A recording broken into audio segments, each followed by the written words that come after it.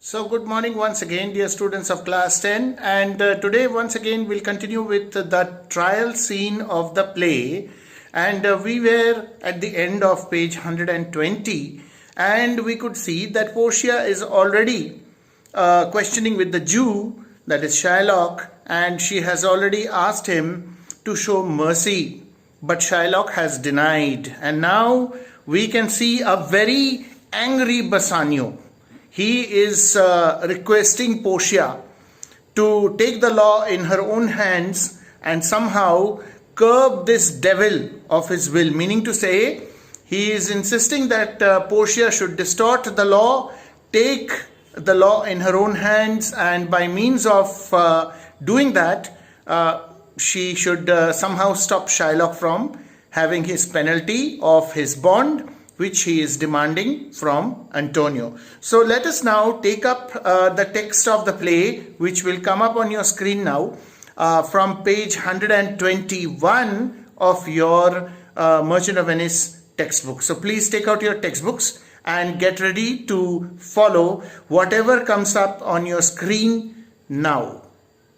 So students, like I said, we are in the middle of the trial scene, and we can see that Bassanio at the end of page 120 has requested Portia to take the law in her hands and to somehow stop the cruel devil Shylock from having his will. But Portia will now go on to explain why that is not possible, and she brings up the possibilities of various other problems cropping up in Venice if the law is distorted and something is done in favor of Antonio, because then the foreigners, as discussed earlier, will not be able to. In fact, Antonio had said this earlier in a previous scene to his friend, that the Duke cannot do anything. Similarly, Portia also cannot do anything. And so we begin with page 121 on your screen now, coming up page 121. So here we go. So page 121, the Merchant of Venice, and Portia says, "It must not be. There is no power in Venice can alter a decree established." That is not possible. It cannot be done because there is no power. There is no power. Nobody is so powerful in entire Venice, not even the Duke of Venice. That is what she indicates, that a decree or a law or a standing law can be altered in favor of someone.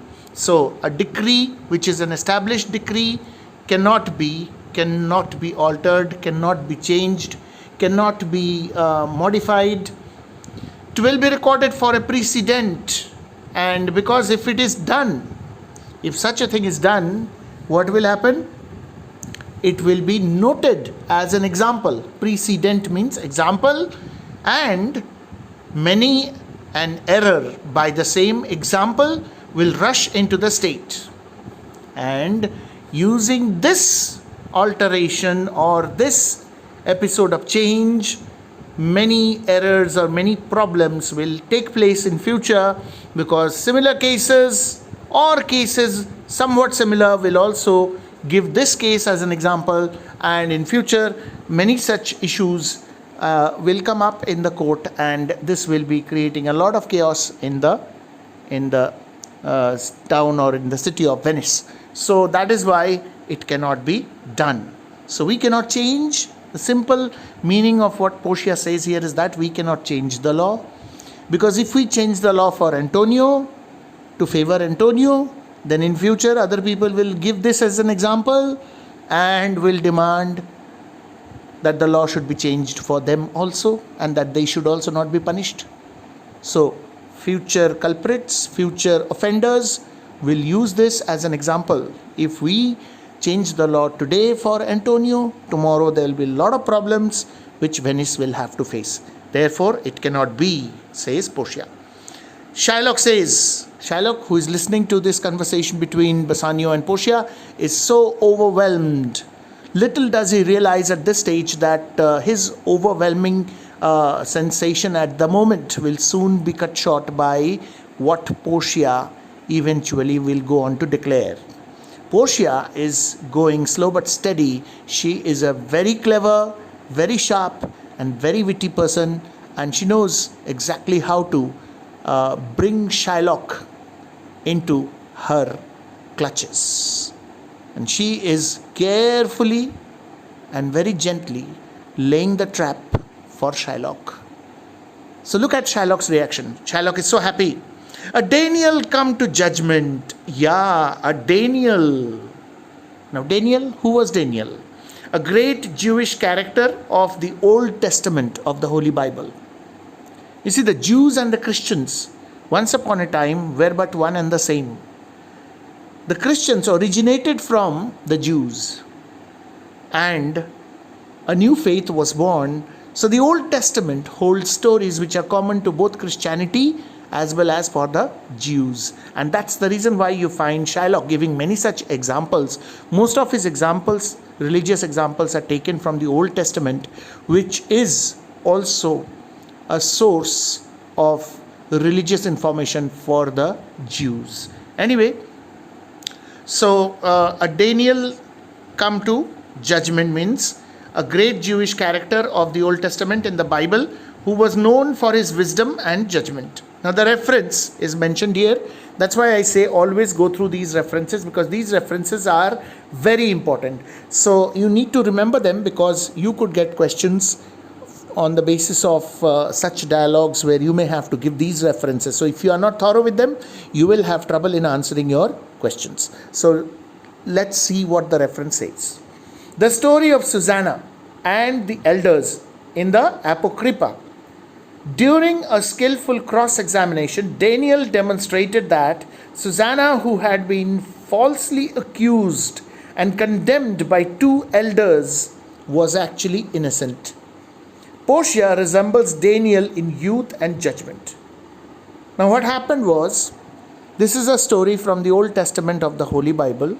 Susanna was a peasant woman, and she was falsely or wrongly accused by the elders of her society, elders of the village maybe, or the religious society to which she belonged. And so when elders said something, people obviously believed the elders, and nobody would believe Susanna. So she prayed and cried and cried and prayed till God decided to send Daniel. And Daniel was a heavenly judge or a messenger of God who came down to earth and who pronounced judgment in favor of Susanna. So that is what Shylock is referring to, that finally a Daniel has also come to give me judgment, the judgment which I deserve. So Shylock thinks that his condition is like that of Susanna of the Old Testament, and that the lawyer, the doctor of law, Dr. Balthazar, as he is known as here in Venice, is like the Daniel. So that's why he praises Portia and says, a Daniel come to judgment. Yeah, a Daniel. Oh wise young judge, how I do honor thee. I honor you so much. I feel that I must show utmost honor to you. You are such a wise judge. Though you are young, you are so wise. Portia says, I pray you, let me look upon the bond. So when Portia has earned the confidence of Shylock, she says to Shylock, I request you, please show me the bond. Shylock, here it is, most reverend doctor, here it is. Doctor here, as I told you, refers to a lawyer. So most respected lawyer, here is the bond, here is the bond. And he shows the bond to Portia. Portia goes through the bond and remarks, Shylock, there's thrice thy money offered thee. Shylock, you are being offered 3 times more of the amount which you have actually given to Antonio and Bassanio. 3 times more. So you have given 3,000 ducats, but they are offering you 6 and plus 3,000 more, so 9,000 ducats. Double, then triple. So why don't you take it? 9,000 ducats is a huge sum of money. Just for the sake of comparison, I'm not saying it's exactly the same. The monetary unit is totally different for our country, and ducats probably do not exist anymore in Venice. Suppose you have given rupees 3 lakhs to someone, and after 3 months you are being offered 9 lakhs in return from that same person. What would you do? Wouldn't you take it? So that is something like that happening here. They are offering you 3 times more, Shylock. Wouldn't you take it? And Shylock says, an oath, an oath. You're forgetting. I have an oath. I have taken an oath. An oath. I cannot take money. I have an oath in heaven. I have already taken an oath, and that oath has been taken in the name of God, and God in heaven is witness to that. Now I cannot break it. I cannot break my oath. Shall I lay perjury upon my soul? No, not for Venice. You expect me to lay the sin of perjury. Perjury was the sin of oath breaking. If you had taken an oath and then you did not keep your oath, you broke it, then you were considered a sinner.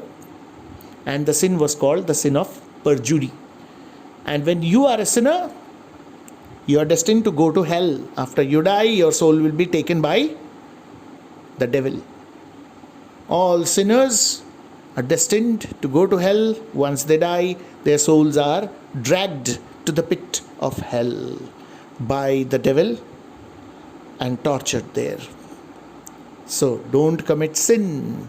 Always do what is virtuous and good. So you expect me to lay the sin of perjury upon my soul? No, not for Venice. No, not even for entire Venice. If somebody offered me entire Venice, the ownership of Venice, even then I would not commit such a sin. Sorry. Portia looks at the bond, goes through the bond, finishes going through the bond, and then she says, why, this bond is for feet, and lawfully by this the Jew may claim a pound of flesh, to be by him cut off nearest the merchant's heart. Why, as I can see in this document, this bond signed between Antonio and Shylock, it has the time period has already lapsed. The bond has been forfeited by Antonio, and so according to the terms and conditions of the bond, Shylock has the right to cut off a pound of flesh from Antonio's body nearest to his heart. Now, earlier in the play, William Shakespeare did not mention when Shylock and Antonio were in conversation together with Bassanio, when the contents of the bond were being decided, when they had gone to borrow money from Shylock. At that time, Shakespeare had mentioned Shylock saying that on such a day, in such a place, if you did not return such sums of money, then I will be entitled to take the penalty of a pound of your flesh from any part of your body I wish to. Any part of Antonio's body that Shylock wished to take. That is what was said in that particular scene in Act 1. But now we find that Shakespeare once again talks about it, but this time through Portia's mouth comes something more in addition to what was said earlier, that Shylock can cut this pound of flesh from nearest to Antonio's heart. That means from his chest. That was not initially discussed. But we can give it a benefit of doubt. Maybe during the writing or the preparation of the bond, maybe this clause was added. Who knows? And maybe Antonio signed, even if this point was added to it. So if you cut off a pound of flesh from a man's body, maybe from his legs or from his arms, he can still survive. He can still survive with proper medical attention. But if you cut off a pound of flesh from somebody's chest nearest to his heart, then there are least chances of survival. So that makes this bond all the more fatal for Antonio. So, the penalty mentioned in this bond has been incurred. This agreement has been broken. And be merciful, take thrice thy money, bid me tear the bond. So Portia once again appeals to Shylock. Be merciful. Take 3 times the money which is being offered to you and allow me to tear off this document. You take the money and you go home.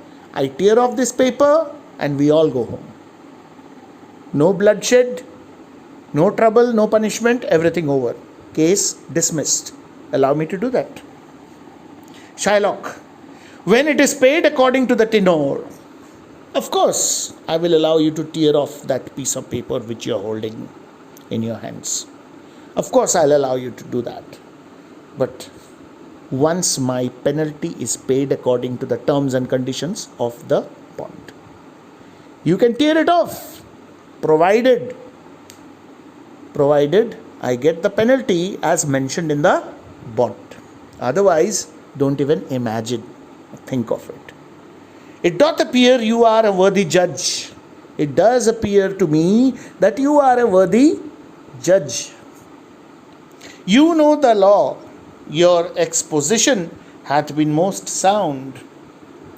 You seem to know the law. And the way you have been dealing with this case so far, well, it seems that you are the right person. It has been really good on your part so far. You have really proved yourself as a judge, as a lawyer. I charge you by the law. Now, in the name of that law, I charge you by the law, whereof you are a well-deserving pillar. We come to page 122. You are a well-deserving pillar of the law. One of those people who hold up and retain the law of the country, law of the land. So you are one of them, one of the stalwarts of law, a famous lawyer. So I charge you in the name of that law, proceed to judgment. Go ahead with your proper judgment. Instead of asking me to take money, do the judgment according to the bond. By my soul, I swear, there is no power in the tongue of man to alter me. In the name of my soul, I can swear that there is no power in anyone's tongue. Or in other words, I don't think anyone has the power that through his words, he can change my mind. I stay here on my bond. I stay firm and resolved on my bond. I'm not going to change my decision. Antonio, most heartily I do beseech the court to give the judgment. Antonio cannot take this anymore. We can see Antonio as a very weak character. He has already given up hope. He is ready to submit himself. He is already hopelessly requesting Bassanio and requesting others. And here now he says, with all my heart, I request the court to kindly give the judgment. He cannot take the tension any longer. When he is facing such a situation, he himself is ready to sacrifice his own life. And he says, court, please give the judgment. Portia says, why then? Thus it be. Thus it is. Why then? This is the judgment. You must prepare your bosom for his knife. You must prepare your chest for his knife. So open your shirt, bare your chest, and face his knife. He will cut the pound of flesh. Shylock, O noble judge, O excellent young man. Shylock is so happy. He praises Portia. Portia says, for the intent and purpose of the law hath full relation to the penalty which here appeareth due upon the bond. In legal terminology, she says that the intention of the law, the purpose of the law is to provide judgment, and according to the terms and conditions of this bond, this penalty has to be given by Antonio to Shylock. because he has forfeited the bond. So, in accordance with this bond, the penalty is already due. And the due penalty by Antonio must be paid or given to Shylock. Shylock is happier and he says, "'Tis very true, O wise and upright judge. Yes, that's the truth. What you are saying is very, very true. You are really a wise judge. You are really an upright judge." Upright means one who is very straightforward and one who follows everything strictly in accordance with the norms. So you are really an upright judge. How much more elder art thou than thy looks? How much more elder you are mentally than your physical appearance. That means you have a wiser and an older or a much more matured mind and mindset than you physically appear to be. You look very young, but you have the wisdom of an old man. That's your maturity. Portia does not speak to Shylock, but says to Antonio, "Therefore, lay bare your bosom." Therefore, open your shirt and bare or expose your chest. Bosom means chest.